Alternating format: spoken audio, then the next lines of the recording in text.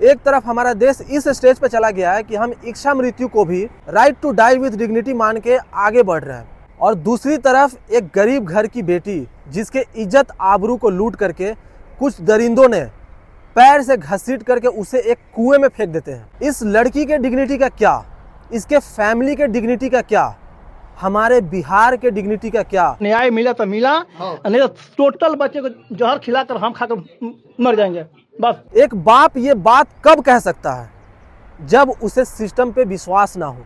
उस माँ की बेबसी को तो समझो, जिनकी कानों में उनके बेटी के चीखने की आवाज़ गई हो, फिर वो भागती है अपनी बेटी को बचाने के लिए, और दरिंदों ने उसकी माँ के सामने उसकी बेटी को पैरों से घसीट के एक कुएं में जिंदा फेंक दिया मरने के लिए, और उस माँ के सामने उसकी बेटी की जान चली गई हो और हमारा समाज कुछ ना कर पाया हो। और इस नाकाम सिस्टम की नाकामी तो देखो कि फैमिली के ये सारे बयान के बाद भी पुलिस के तरफ से सबसे पहला बयान यही आता है कि एक लड़की का कुएं में कूद करके जान देने का मामला सामने आया है।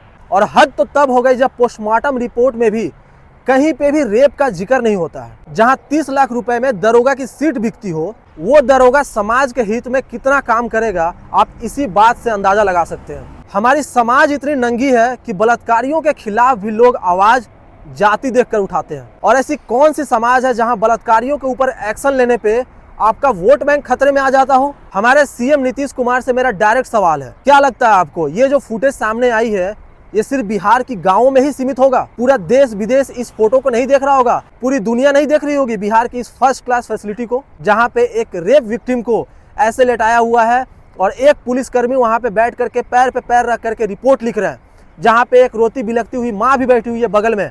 हमारा समाज और हमारे पूरे कानून व्यवस्था पे बहुत बड़ा सवाल है कि कैसी व्यवस्था में जी रहे हैं हम लोग। अगर थोड़ी सी भी शर्म, सिंपैथी और एम्पैथी बची है तो जितने लोग भी इस क्राइम में इन्वॉल्व हैं सबको फांसी की सजा होनी चाहिए, सबको फांसी की सजा दिलाइए। और एक एग्जाम्पल सेट कीजिए कि किसी भी रेप विक्टिम का महिला या इंसान होना पर्याप्त है उसको जस्टिस मिलने के लिए, ना कि जाति और धर्म। बिहार को अगर बचाना है तो सबको मिल के काम करना पड़ेगा, जाति और धर्म के भेदभाव से ऊपर उठना पड़ेगा।